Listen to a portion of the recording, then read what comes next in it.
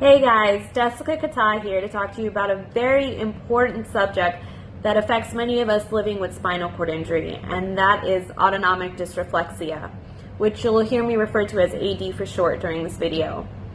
You can go online and easily find a textbook version of what AD is, but I'm going to explain it to you from a first-hand perspective. I suffer from AD every single day of my life. It's a life-threatening condition due to my spinal cord injury. Normally it occurs with spinal cord injury patients that have a level of injury of T6 and above. This isn't to say that it can't happen to anybody that does have a spinal cord injury, it's just more prevalent in those that have an injury of T6 and above. I am a level T2 incomplete paraplegic. AD is our body's response to painful stimuli triggered below our level of injury. Because most of us lose sensation, it's our body's way of telling us that something is wrong. So how do we know we're having an onset of an AD episode? You may experience one or all of the following symptoms, and it can happen all at once. I'm going to read off my notes really quick because I don't want to miss anything. And if you have anything to add, please add it in the notes below because I want everyone to be educated. But this is what I experience, and this is what some of my peers experience that suffer from AD as well. We get goosebumps, extremely high blood pressure, or in rare cases your blood pressure decreases drastically. Extremely low or extremely high, but definitely an irregular heartbeat. Difficulty breathing. It feels like you have a ton of bricks on your chest and it gets very hard to breathe. Breaking out in hives. Your skin color turns very pale very fast. Your head feels so much pressure it feels like it's going to explode. And you may also vomit and then at the very worst start to black out. I've experienced all of these symptoms.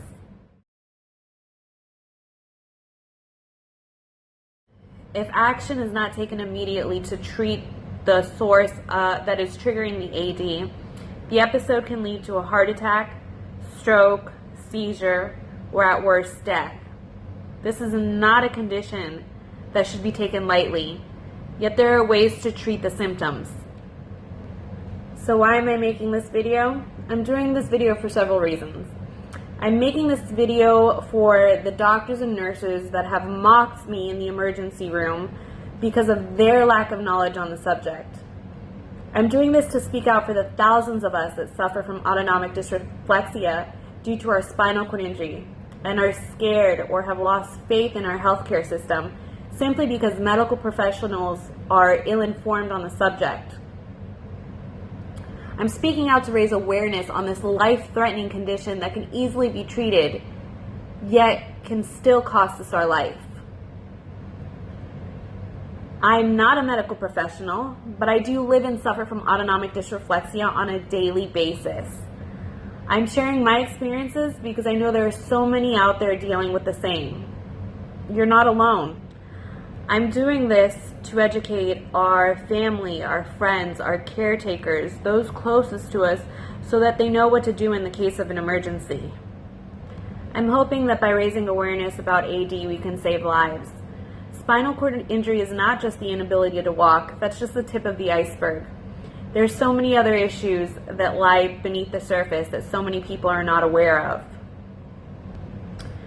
So once we start experiencing the symptoms that I explained earlier, I created a checklist called the 4 P's of AD. In most cases, I found that AD is caused by either pee, poop, pain, or pleasure. So I'll go through each one of these individually and what you can do to treat the symptoms. The first P is pee.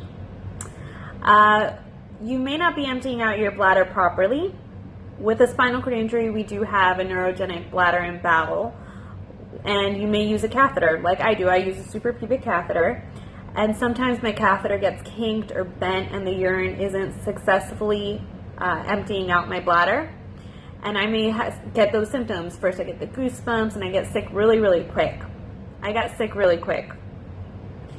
My blood pressure was 166/97. And my pulse had gone down to a terrifying 40 beats per minute. where normally my heart rate is about 105 beats per minute at a resting heart rate. So my heart rate went to working at less than 50% its normal rate. My head felt like it was going to explode. I started blacking out, and that's when it got scary. I had to call EMS to take me to the ER. However, I'll continue that horrific story later. If the catheter is being kinked, and that's the problem, then make sure to straighten it out, and your symptoms should be relieved almost immediately. You may also have a UTI. You know your body. We know what's normal for us and what's not normal for us when we have a urinary tract infection and when we should start seeking medical attention from our doctor. The UTI may be causing you pain even though we don't have sensation. Our body is still telling us that we have pain. If your urine is cloudy, has an odor, is dark in color, you may very well have a UTI and need to get on antibiotics before it gets worse. You may experience AD symptoms until the effects of the antibiotics kick in, which could be for a few days. So the earlier you detect a UTI and the earlier you get on antibiotics, the earlier that your symptoms will subside. If you are emptying out your bladder properly and that wasn't the problem, I immediately move on to checking the second P of AD, which is poop. You may be constipated and not emptying out your bowels properly. For example, the only way I ever know that I have to poop is because I have an episode of AD first. Find a bowel movement program that works for you and act on it immediately. After much trial and error, I learned that Enemies, which is a mini enema, is the only thing that works for me, along with digital stimulation. For those of you that have never tried Enemies and are still looking for a bowel movement program, this may be your answer. So you might want to go on their website and request free samples. Who knows? This could be the reason that you're getting AD, and this could be the solution. Again, these are easy treatments, but if you don't act fast enough, you can end up in the hospital. If you are emptying out your bladder and bowel properly and you're still having symptoms of AD, then move down to the third P on the checklist, which is pain. This is the hardest one to determine because we don't always feel below our level of injury. Pain can come from restrictive clothing, in which case you want to untighten your clothing for relief. Pain can come from something as simple as an ingrown toenail, a pressure sore, a bruise, a cut, a wound, burn, mosquito bite, scrape. What happens to me a lot is that I tie my shoe on too tight without even realizing it, and it could cause me horrible symptoms of AD. I get so sick just from my shoelace being tied too tight. I've also found myself in bed lying on something as small as a hair clip and not knowing what my cause of AD is until I check that I've been sitting on a hair clip for who knows how long. Many of these causes are easily treated. However, a pressure sore could be harder to heal, and your AD could last for as long as it takes for that to heal, which could be months. This is very dangerous, so you're going to want to see a wound care specialist on the onset of a pressure sore. The last P of AD is pleasure, and yes, I mean sexual pleasure. It's ironic that not only pain below our level of injury can cause this autonomic dysreflexia, but so can pleasure. Many people wonder if those of us in chairs can still have sex. Well, I'm here to tell you that yes, we can. We find ways. It's not dead down there. At least for me, ironically, the area I'm most sensitive post-injury is down there. My boyfriend Ray is also in a chair, and we've learned to make things work for us. A spinal cord injury is not going to stop us from living a healthy sexual life. Unfortunately, there is a very fine line between pleasure and having to stop immediately before blacking out. It becomes very difficult to breathe, and I break out into hives. Even though I may not call a stop to it, Ray has learned my symptoms, and when he starts seeing me break out in hives, he's the one that calls a stop. So we take a break, we let my symptoms subside, and then we go at it again. If I happen to ever die from having sex because of autonomic dysreflexia, I want my tombstone to read, "I died with a big smile on my face." I know I have a sick sense of humor, but sometimes that's what gets us through these hard times in life. Going through the checklist of the 4 P's of AD is crucial and may save your life. So remember, P, poop, pain, and pleasure.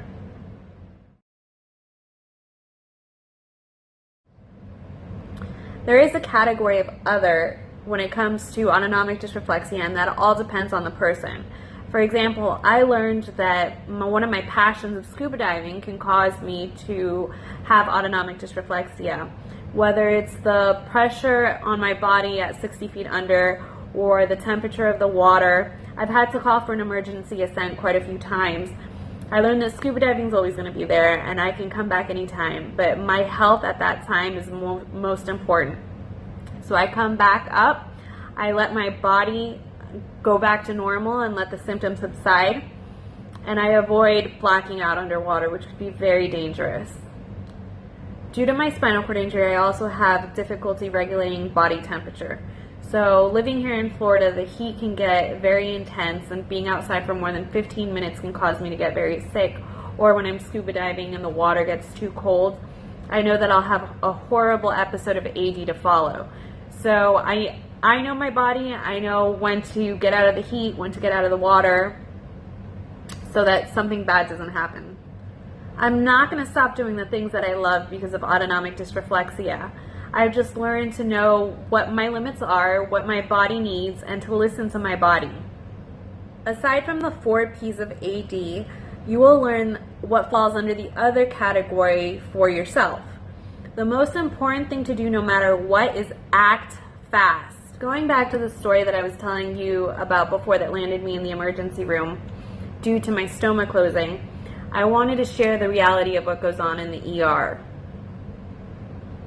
Listen, I get it. Doctors may not know about every illness and every condition, but when I come in and I tell you that I'm here for autonomic dysreflexia, I don't expect my doctor's responses to be, and I quote, "How do you know so much about this? Did you just Google your symptoms?" Or, "My job is to make sure that you're alive. You're alive and you can go home." Mind you, my blood pressure was through the roof, my heart rate was drastically decreasing, and I started blacking out. I live with AD every single day of my life, and you're not going to mock me and ask me if I just Googled my symptoms. Yeah, because I have nothing better to do than to spend 6 to 8 hours in the emergency room. No, I am here because of a life-threatening condition. After those different incidents in the emergency room, I decided to carry on me at all times my AD wallet card, which you can find and download on the Christopher and Dana Reeve website. It's very useful because you can write down your baseline blood pressure and body temperature, your neurological location of injury, your doctor's phone number, and an emergency contact on one side. In case you black out and doctors don't know how to treat autonomic dysreflexia or don't even know what autonomic dysreflexia is, it explains everything on this card. There are a list of medications that can be administered to immediately relieve the symptoms of autonomic dysreflexia. I can't stress enough how important it is to carry one of these on you at all times if you know that you deal with autonomic dysreflexia. Believe it or not, most medical professionals do not just take our word on the condition. We need to be our own advocates and fight for our treatment as patients dealing with a life-threatening condition. After being treated, or lack thereof, I filed a formal complaint against this particular hospital. Fight for what is right. Fight for your health. Fight for your life. I do greatly appreciate and thank you so much for taking the time out to learn something new about spinal cord injury. If you or someone you know suffer from autonomic dysreflexia, please share this video. Let's raise awareness, let's educate those closest to us so that they know the symptoms and they know what to do in the case of an emergency.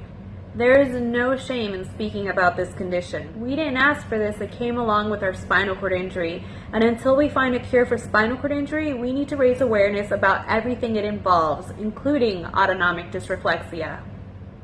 For more information about autonomic dysreflexia, please visit my website at www.jessicakata.com.